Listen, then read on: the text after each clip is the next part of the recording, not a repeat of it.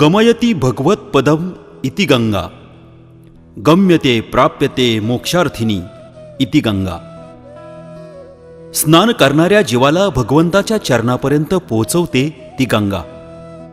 तर जीवनाचे पापक्षालन करण्यासाठी मोक्षार्थी जिच्याकडे जातात ती गंगा. याच गंगाजलाचे विधिवत पूजन करून आपल्या मानवीय जीवनाचे सार्थक करणे म्हणजेच मानवाच्या पुण्याईचा कळस. आणि या कळसाच्या दर्शनाचा आपणास लाभ होणे म्हणजेच आपल्या नशिबीत चालून आलेले पुण्यकर्मच होय. आणि हे पुण्यकर्म घडवून आणणारे मानकरी म्हणजेच आपल्या सर्वांचे लाडके व्यक्तिमत्व आदरणीय लोटनदादा उर्फ दादासाहेब उर्फ जयवंत लक्ष्मण बागड आणि सौ मीनाताई जयवंत बागड. तुम्ही जन्माला कुठे येतात त्यापेक्षा तुम्ही लाभलेल्या जन्माचा कसा सदुपयोग करतात यावरच तुमच्या जन्माचे सार्थक अवलंबून असते. आदरणीय दादा आणि सौ मीनाताई यांची केमिस्ट्री म्हणजेच आयुष्यभर यांनी एकमेकांना दिलेली भक्कम साथ आणि एकत्रितपणे अनेक संकटांवर केलेली मात. स्वबळावर, स्वकष्टावर आणि स्वहिमतीवर उभे राहिलेले हे यशस्वी दाम्पत्य म्हणजेच भावी पिढीसाठी निश्चितच एक आदर्श आणि प्रेरणादायी आहे. आयुष्य हा सुखदुःखाचा लपंडाव आहे. इथे सर्वच घटना ऊन सावलीच्या क्रमाने न येता काही वेळा गडद अंधारानंतर चढत्या क्रमाने तेजाकडेही सरकतात. आज आईदादांच्या चेहऱ्यावर जे काही तेज झळकत आहे त्यामागील त्यांची संघर्षमय मेहनत खूपच कष्टप्रद आहे. शिंपल्यातून मोती जन्माला यावा, कोळशाच्या खाणीतून हिरा जन्माला यावा, तसेच लांबकानी या लहानशा गावात एका सर्वसामान्य कुटुंबात दिनांक 1 जून 1955 रोजी स्वर्गीय लक्ष्मण दयाराम बागड आणि स्वर्गीय गोजराबाई लक्ष्मण बागड यांच्या पोटी एक तेजस्वी व्यक्तिमत्व जन्मास आले. आणि ते व्यक्तिमत्व म्हणजेच आपले सर्वांचे लाडके लोटन दादा. दादांना 2 भाऊ आणि 9 बहिणी होत्या, परंतु 1 भाऊ आणि 8 बहिणी त्यांच्या लहानपणीच वारल्या. आणि मोठे बंधू यशवंत दादांचे वयाच्या 18व्या वर्षीच आकस्मिक निधन झाले. आकस्मिक येणारे दुःखाचे डोंगर आणि अडचणींचा पहाड घेऊन अवतीभोवती उभी असणारी परिस्थिती. अशा परिस्थितीत सौ पुष्पावतीताई 4 वर्षाच्या आणि दादा अवघे 2 वर्षाचे असताना त्यांना मायेची ऊब देणारे आईचे प्रेमळ छत्र हरपले आणि आणखीनच आबाळ नशिबी आली. अर्ध्यावरच सोडून जाणारी आपली माणसं आणि सुने सुने होत जाणारे घर अचानक खायला उठायला लागले. सारं गणगोतच उसवलं.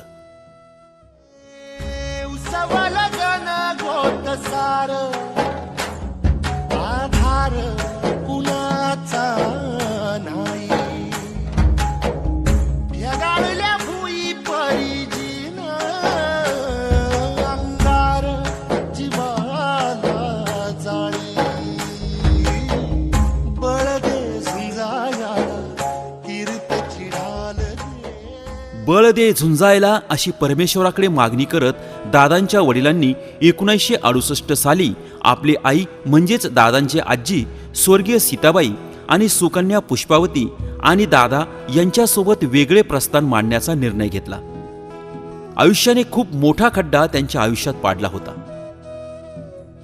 ना आईचे प्रेम मिळाले, ना भावंडांची माया मिळाली. त्यामुळे आला दिवस कसा तरी जगायचा आणि ढकलायचं हे जिंदगीचं ओझं एवढंच हाती उरलं होतं. त्यामुळे ना शिक्षण झाले, ना कुणाचा आधार मिळाला.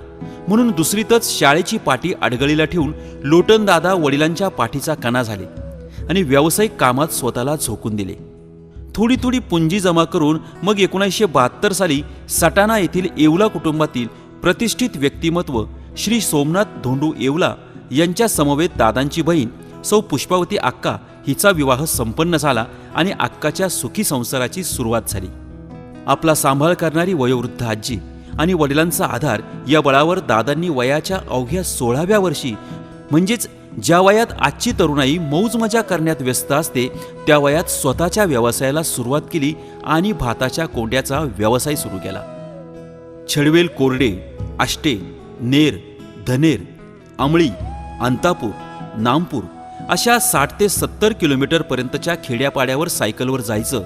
तिथल्या शेतकऱ्यांकडून भातगिरणीवाल्यांकडून कोंडा खरेदी करायचा आणि सर्व खेड्यापाड्यांवरचा कोंडा एका ठिकाणी एकत्रित करून गाडीने नाशिक घोटी येथील व्यापाऱ्यांकडे विक्रीसाठी न्यायचा असा व्यवसाय सुरू झाला. मग उन्हाळा, पावसाळा, हिवाळा, ऋतू कुठलाही असो, आता आपल्या नशिबात शिक्षण नाही की वह्या पुस्तकं नाही. आपली सायकल हीच आपली पेन्सिल आणि कोंड्याची पोते हेच आपले दप्तर, हे दादांनी मनोमन ओळखले होते. माझी या कष्टाची किती खरं पुस भाकर, माझी या कष्टाची किती खरं पुस भाकर, घामाचं मीठ तर झोपेची साखर.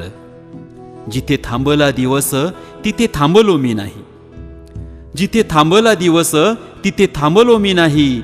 कधी उसवले श्वास तरी विसावलो नाही, कधी उसवले श्वास तरी विसावलो नाही. अशा अविश्रांत मेहनतीमुळे दादांच्या कष्टाला देखील वाढत्या वयाची आणि अनुभवाची नवी लकाकी येत होती. खेड्यापाड्याच्या पंचक्रोशीत दादांची एक वेगळी ओळख निर्माण होऊ लागली. दादांचे व्यक्तिमत्व म्हणजेच पांढरे स्वच्छ कपडे, उंच शरीरयष्टी, सडपातळ बांधा, अतिशय साधी राहणी आणि कर्तृत्वाला साजेशी अशी आत्मविश्वासाची देहबोली. त्यांच्या या कर्तृत्वाची झळाळी सर्वत्र पसरत असताना त्यांच्यातील हे गुण पिंपळनेर येथील सुप्रसिद्ध व्यक्तिमत्व अण्णासाहेब स्वर्गीय मधुकर वामन कोठावदे यांनी अचूक हेरले आणि आपले आर्वी येथील मेहुणे किराणा व्यावसायिक स्वर्गीय माधवराव लक्ष्मण पाटकर आणि भगिनी स्वर्गीय सिंधुबाई माधवराव पाटकर यांची सुकन्या मीना हिचा विवाह दादांसोबत करून देण्याचं निश्चित केलं. मीनाताई यांचा जन्म नाशिक येथे दिनांक 19 नोव्हेंबर 1958 रोजीचा. एक बहीण आणि 2 भाऊ असा त्यांचा परिवार. मोठे भाऊ स्वर्गीय अशोक तर द्वितीय विलास. असे हे पाटकर कुटुंबीय आता बागड कुटुंबाशी जोडले जाणार होते. विवाह निश्चिती झाली आणि या आनंदी क्षणाचा प्रथम सोहळा म्हणजेच साखरपुडा हा मीनाताई यांचे मेहुणे स्वर्गीय बाबूलाल तानाजी कोठावदे यांच्या पिंपळनेर येथील घरी संपन्न झाला. आणि पुढे जाऊन म्हणजेच 16 फेब्रुवारी 1975 या दिवशी मीनाताई दादांसमवेत विवाहबद्ध झाल्या. व्यापारी कुटुंबातून आलेल्या मीनाताई या प्रचंड मेहनती आणि कष्टाळू असल्याने त्यांनी पहिल्याच दिवसापासून दादांच्या व्यवसायात हातभार लावण्यास सुरुवात केली. दादांची परिस्थिती तेव्हा बेताचीच असल्याने त्यांनी त्यात कोंडा पाखडणे, गाळणे, पोती भरणे या कामांना मदत करण्यास सुरुवात केली. अशा कामाला 25 पैसे प्रति पोतं भरण्याची मजुरी देखील देण्याची दादांची परिस्थिती नसल्याने सौ मीनाताई यांनी कमरेला पदर खोचून दादांना हातभार लावला. यामुळेच की काय, मीनाताईच्या रूपाने दादांना नवे बळ मिळाले आणि आता कुठे जगण्याला आणि जन्माला अर्थ आला या जाणीवेनेच दादांनी अधिक जोमाने व्यवसायात स्वतःला झोकून दिले. कोंड्याच्या व्यापारासोबतच त्यांनी भुसार मालाच्या खरेदी विक्रीचा व्यवसायही सुरू केला. बुधवार आणि शनिवार सोडून खेडोपाडी आठवडे बाजारात भुसार मालाची खरेदी विक्री सुरू केली. धकाधकीचा हा प्रवास सुरू असताना दादा आणि मीनाताई यांच्या संसारवेलीवर फुले उमलण्यास सुरुवात झाली. 7 फेब्रुवारी 1976 रोजी चंद्रकांत उर्फ आबा, 13 मे 1977 रोजी दीपक उर्फ बंडू नाना, 19 ऑक्टोबर 1979 रोजी प्रतिभा उर्फ माई, तर 11 जुलै 1981 रोजी रमेश उर्फ बापू यांचा जन्म झाला आणि घराचं बघता बघता गोकुळ झालं. संसार भरला, गोतावळा वाढला, तशा जबाबदाऱ्याही वाढल्या. आता दादांनी व्यवसायावर अधिकच लक्ष केंद्रित केलं. यामुळे 4ही मुलांना सांभाळण्याची जबाबदारी मीनाताईंवर आली. संघर्षमय परिस्थितीत भाड्याच्या रूम बदलायच्या, पण हक्काचं असं स्वतःचं घर नव्हतं. पण आपल्या संचित मेहनतीतून 1985 साली दादांनी स्वतःच्या जागेत 2 मजली इमारत बांधून आपल्या सर्व परिवारासोबत नवीन आणि स्वतःच्या घरात वास्तव्यास सुरुवात केली. 1988 सालापासून दादांनी प्लॉट खरेदी विक्रीचा व्यवसाय सुरू केला. आपल्या अनुभवाची शिदोरी इतरांनाही उपयुक्त ठरावी म्हणून दादांनी अनेकांना या व्यवसायाचे बाळकडू पाजत स्वतःबरोबर सक्षम केले. यशाचा एक एक पल्ला पार करताना माझ्या नशिबात जे जे आहे ते मला मिळणारच यावर दादा नेहमी ठाम राहिले. म्हणून दादांच्या सोबत मीनाताईंनीही नेहमीच समर्पणाची भूमिका बजावत कधीच कसलीच तक्रार दादांकडे केली नाही. आपल्या वाट्याला जे सुख आले ते दोघांनी आनंदाने घेतले आणि जेही दुःख आले ते तेवढ्याच खंबीरपणे सहन केले आणि यशाच्या उंचीवर विराजमान झाले. सुखाची नांदी होत असतानाच 1992 मध्ये दादांचे पितृछत्र हरपले. तर दुसरीकडे आपल्या क्षमतेपेक्षा जास्त जबाबदाऱ्या पार पाडणाऱ्या सौ मीनाताई यांचे स्वतःच्या आरोग्याकडे दुर्लक्ष होत राहिले. घरात येणाऱ्या जाणाऱ्या व्यक्तींचा राबता खूप असल्याने त्यांच्या आजारपणात संपूर्ण घराची जबाबदारी त्यांची कन्या प्रतिभा माई हिने अतिशय काळजीपूर्वक हाताळली. कण कण दुःखाचा क्षणाक्षणात विरत जावा, क्षण क्षण सुखाचा कणाकणात रुजत जावा, असे कणाकणाने सुखाची वृद्धी करत यश शिखरावर पोचवण्यासाठी नियतीच्या कठीण परीक्षेला सामोरं जाऊन स्वकष्टाने पराभवाचाही पराभव करून कुटुंबातील सर्व सदस्यांना सोबत घेऊन व्यावसायिक प्रगतीसोबतच समाजात प्रतिष्ठा आणि जीवनात स्थैर्य निर्माण करणारे एक जिगरबाज व्यक्तिमत्व म्हणजेच लोटन दादा होय. अशीच मजल दरमजल गाठत असताना 1996 साली दादांनी बाजारपेठेत आपली एक भव्य वास्तू उभारण्याच्या स्वप्नाला प्रत्यक्षात साकार केले आणि 1999 पर्यंत ते पूर्णत्वास आणून बाजारपेठेतील वास्तू दिमाखात उभी केली. आता सुखाचे वारे घरात सर्वत्र वाहत असताना मुलांची प्रापंचिक आणि व्यावसायिक वाटचाल देखील सुरळीत व्हावी या अनुषंगाने दादांनी सन 2000 साली चंद्रकांत यास राहत्या जागेत धन्वंतरी मेडिकल नावाने व्यवसाय सुरू करण्यास मार्गदर्शन केले. याच वर्षात धुळे येथील सुप्रसिद्ध व्यक्तिमत्व स्वर्गीय विश्वनाथ दयाराम अमृतकर आणि श्रीमती पुष्पाबाई विश्वनाथ अमृतकर यांची सुकन्या धनश्री हिच्याशी दादांचे मोठे चिरंजीव आबा उर्फ चंद्रकांत यांचा विवाह संपन्न झाला. कालांतराने आबांनी आपला व्यावसायिक विस्तार वाढवत वेदांत मेडिकल नावाने अजून एक प्रतिष्ठान सुरू केले. आबा आणि धनश्री यांना 2 कन्या आणि 1 मुलगा. मोठी कन्या नेहा ही फार्म करत असून द्वितीय कन्या श्रुती ही कला क्षेत्रातील BFA हा कोर्स करत आहे आणि मुलगा चिरंजीव वेदांत हा शालेय शिक्षण घेत आहे. सन 2001 मध्ये धुळ्यातीलच वाणी समाजाच्या घटनेचे शिल्पकार आदर्श शिक्षक स्वर्गीय विष्णू विठ्ठल वाणी गुरुजी आणि स्वर्गीय शकुंतला विष्णू वाणी यांचे सुपुत्र विवेक यांच्याशी प्रतिभा उर्फ माई हिचा विवाह संपन्न झाला. सौ प्रतिभा या एक आदर्श शिक्षिका म्हणून ज्ञानदानाचे अखंड कार्य जोपासत आहेत, तर जावई विवेक हे सारडा उद्योग समूहाचे व्यवस्थापकीय संचालक म्हणून नाशिक येथे कार्यरत आहेत. प्रतिभा आणि जावई विवेक यांना 1 कन्या आणि 1 मुलगा. कन्या साक्षी ही CA कोर्स करत असून मुलगा चिरंजीव सोम हा शालेय शिक्षण घेत आहे. सन 2003 मध्ये झोडगे येथील सुप्रसिद्ध व्यावसायिक श्री मच्छिंद्र नारायण पितृभक्त व स्वर्गीय कलाबाई मच्छिंद्र पितृभक्त यांची सुकन्या जयश्री हिच्या समवेत बंडू नाना उर्फ दीपक यांचा विवाह संपन्न झाला. सुरुवातीस दादांच्या व्यवसायात हातभार लावणाऱ्या दीपक याने ट्रेडिंग व्यवसायात सुरुवात केली आणि सन 2021 मध्ये साई कुबेर ट्रेडिंग नावाचे भव्य गोडाऊन उभे राहिले आणि आज या व्यवसायाचा विस्तार सर्वदूर पसरवण्यात दीपक यांची प्रचंड मेहनत आहे. नाना आणि जयश्री यांना 2 मुले. मोठा मुलगा चिरंजीव सिद्धेश हा B फार्म करत असून द्वितीय चिरंजीव ओम हा 12वी विज्ञान शाखेचे शिक्षण घेत आहे. सन 2009 मध्ये दिवी येथील नामवंत व्यक्तिमत्व श्री रमेश दत्तात्रय शिरोडे आणि सौ छाया रमेश शिरोडे यांची सुकन्या पूजा हिच्या समवेत बापू उर्फ रमेश यांचा विवाह संपन्न झाला. सुरुवातीस शेती व्यवसाय सांभाळण्याबरोबरच 2021 मध्ये दादांच्या मार्गदर्शनाने बापू यांनी भागीदारीत साई कुबेर पेट्रोलियम नावाने पेट्रोल पंप सुरू केला. साक्री नवापूर रस्त्यावर सुरू केलेला हा व्यवसाय ग्राहकांना 24 तास सेवा देण्यासाठी संपूर्ण यंत्रणेसह कार्यरत आहे. बापू आणि पूजा यांना 1 कन्या आणि 1 मुलगा.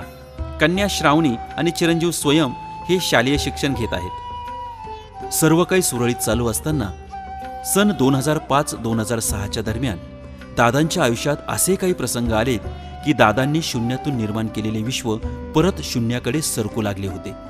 आयुष्यात काही असे मोठे वादळ येतात आणि सारे उद्ध्वस्त करून जातात. मात्र वादळांची मालिका सुरूच राहिली तर एखाद्याने कसे उभे राहायचे याचे उत्तम उदाहरण म्हणजेच दादा आणि सौ मीनाताई.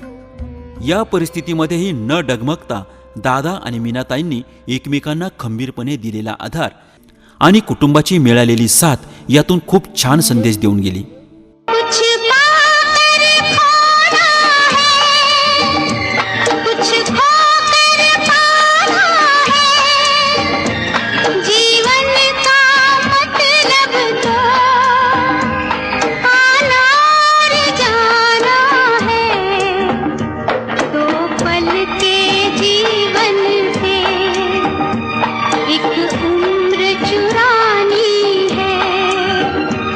जिंदगी और कुछ भी नहीं, तेरी मेरी कहानी है।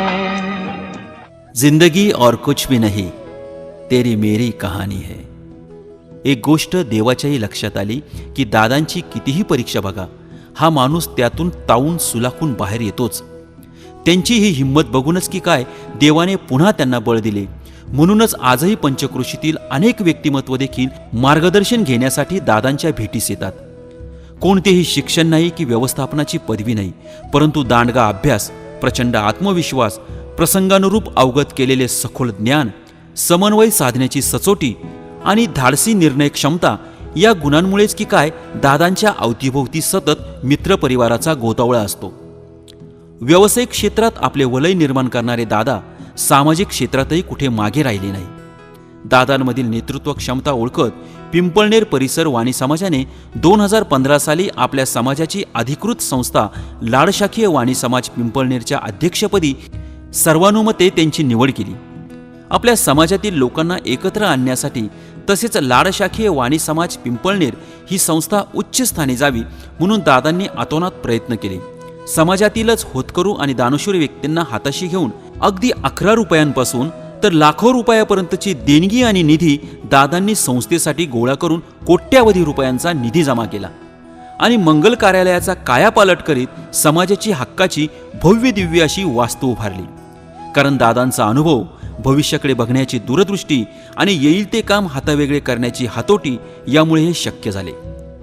समाज बांधवांनी वास्तू उभारण्यासाठी केलेल्या अनमोल सहकार्याची ऋणमुक्ती व्हावी यासाठी दादांनी जानेवारी 2023 मध्ये भव्य दिव्य असा ऋणनिर्देश सोहळा विविध मान्यवरांच्या उपस्थितीत पार पाडला. दादांच्या या सामाजिक कार्याच्या प्रवासात त्यांच्या कार्यकारिणीच्याच भक्कम पाठिंब्यामुळे आणि मान्यवर समाज बांधवांच्या अनमोल सहकार्यामुळे हे सर्व शक्य झाले असल्याचे दादा सांगतात. स्वतःचे आरोग्य जपताना आजही 70 पार झालेले असताना आजच्या तरुणाईला लाजवेल असा प्रचंड उत्साह दादांच्या नसानसात भरलेला आहे. पण मीनाताईंना वाढत्या वयाबरोबर अनेक व्याधींनी ग्रासले. 19 फेब्रुवारी 2023चा प्रसंग तर आईंसाठी या सुंदर आयुष्याची नवसंजीवनी देऊन गेला. असं म्हणतात ना की काळ आला होता पण वेळ आली नव्हती. मीनाताईंवर आलेला हा गंभीर प्रसंग, मुले, सुना, लेक, जावाई, नातवंडे हे सर्व चिंतेत असताना नेहमी सर्वांच्या पाठीशी खंबीरपणे उभे राहणारे धीरोदत्त दादा मात्र आयुष्यात प्रथमच हतबल झालेले दिसले. आणि डॉक्टर चौरे यांच्या केबिनमध्ये जाऊन त्यांनी एकांतात जेव्हा मोठ्या श्रद्धेने जी कुबेर सेवा केली त्या देवतेचे मनोभावे स्मरण करणे सुरू केले. आणि हे सर्व सुरू असतानाच डॉक्टरांचा हात खांद्यावर पडला आणि ते म्हणाले, दादा, आई आता व्यवस्थित आहे. हे ऐकताच दादांनी नकळत आपल्या आनंद अश्रूंना वाट मोकळी करून दिली. मीनाताईंना असलेली दादांची खरी साथ आणि कर्तव्यदक्ष मुले, लेक, जावई आणि वेळोवेळी काळजी घेणाऱ्या सुना हीच त्यांची खरी उम्मीद आहे, ऊर्जा आहे. आपल्या मुलांना फारसा वेळ देता आला नसला तरी दादा आणि ताई नातवंडांचे भरभरून लाड करतात आणि सर्व नातवंडांनाही आजी आजोबांचा इतका लाडा आहे की हेच खरे आपले आईवडील असे समजून तेवढ्याच प्रेमाने नातवंडे देखील त्यांच्याकडून आपले लाड करवून घेतात. दादा आणि मीनाताईंसाठी संसाराच्या रहाटगाडग्यात आणि जबाबदाऱ्यांसोबत अध्यात्माची गोडी, गुरूंचे आशीर्वाद, तीर्थस्थळांच्या भेटी आनंद देत राहिले. सन 2005 मध्ये श्री क्षेत्र मुल्हेर येथील डॉक्टर रघुराज महाराज यांना ताई दादांनी गुरु केले. 2009 मध्ये भारताच्या दक्षिणेकडील तामिळनाडूमधील 12 ज्योतिर्लिंगांपैकी एक असलेले महादेवाचे दर्शन घडवणारा रामेश्वरम धाम. 2011 मध्ये भारताच्या पश्चिमेकडील गुजरात राज्यातील द्वारका शहरामधील श्रीकृष्णाचे म्हणजेच द्वारकाधीशाचे दर्शन घडवणारा द्वारकाधाम. सन 2013 मध्ये विष्णूंचा एक अवतार असलेले श्री जगन्नाथाचे दर्शन घडवणारे पुरी येथील भारताच्या पूर्वेकडील जगन्नाथपुरी धाम. तर 2018 मध्ये भारताच्या उत्तरेकडील उत्तराखंडमधील चमोली जिल्ह्यातील अलकनंदा नदीच्या किनाऱ्यावर वसलेले श्री विष्णुदेवाला समर्पित करणारे बद्रीनाथ मंदिर म्हणजेच बद्रीनाथ धाम आणि याला जोडूनच असलेले उत्तराखंडमधील 4 धाम म्हणून प्रचलित असलेले गंगोत्री, यमुनोत्री, केदारनाथ आणि बद्रीनाथ हे सर्व धाम असे 4ही धाम असलेली यात्रा मीनाताई आणि दादांनी निर्विघ्नपणे पूर्ण केली. तसेच 2016 साली 16 कुलस्वामिनी दर्शन, 2022 मध्ये अष्टविनायक दर्शन, तर 2023 मध्ये गोकर्ण दर्शन आणि वर्षातून एकदा तरी आपली कुलदेवता आई एकविरा माता हिचे दर्शन, तसेच 2008 पासून श्री क्षेत्र कुबेर येथील दर अमावस्येला न चुकता सलग 116 आणि त्यापेक्षाही अधिक वेळा दादांनी दर्शनाचा लाभ घेतलाय. त्यांच्या या सातत्यपूर्ण दर्शनाची प्रचिती मीनाताई यांच्या आजारपणात सर्वांनीच अनुभवली. तसेच श्री क्षेत्र औदुंबरवाडी दर्शन, 12 ज्योतिर्लिंग, मध्य प्रदेश येथील कैवल्यधाम आश्रम येथे तसेच इतरही तीर्थक्षेत्रांचे दर्शन घेतले. अनेक प्रेक्षणीय स्थळांचे पर्यटनही केले. ताईदादांनी फिरायला जाताना कधीच कुठे एकटे गेले नाही. आपल्यासोबत त्यांच्या सामाजिक तसेच इतरही मित्रपरिवाराचा गोतावळा, आप्तेष्ट, नातेवाईक यापैकी नेहमी कुणी ना कुणी सोबत घेऊन जायचे. सौ मीनाताई आणि दादा यांनी आपले आयुष्य आनंदाने जगताना सर्व नातीगोती पूर्ण कर्तव्य बजावत निभावली आणि आयुष्याचा प्रवास सुखाने करत असताना कळत नकळतपणे अनावधानाने कोणाला दुखावले असेल त्यांचे प्रती नतमस्तकी झालेत आणि कोणी चुकले असेल तर मोठ्या मनाने त्यांना माफही केले. आजचा हा गंगापूजनाचा सोहळा म्हणजे दादा आणि मीनाताईंच्या सुखी आयुष्याची नांदीच होय. ज्या परमेश्वराने या सृष्टीचे दर्शन घडवले आणि वेळोवेळी पाठीशी उभा राहिला त्याचे प्रती असलेली कृतज्ञता आणि आपल्या सर्व आप्तसुखियांच्या भेटीगाठी हा जीवन सोहळा सफलतेचा आनंद देणारा आहे.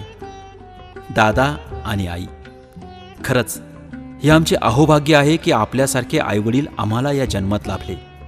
आमचा जन्म खऱ्या अर्थाने धन्य धन्य झाला.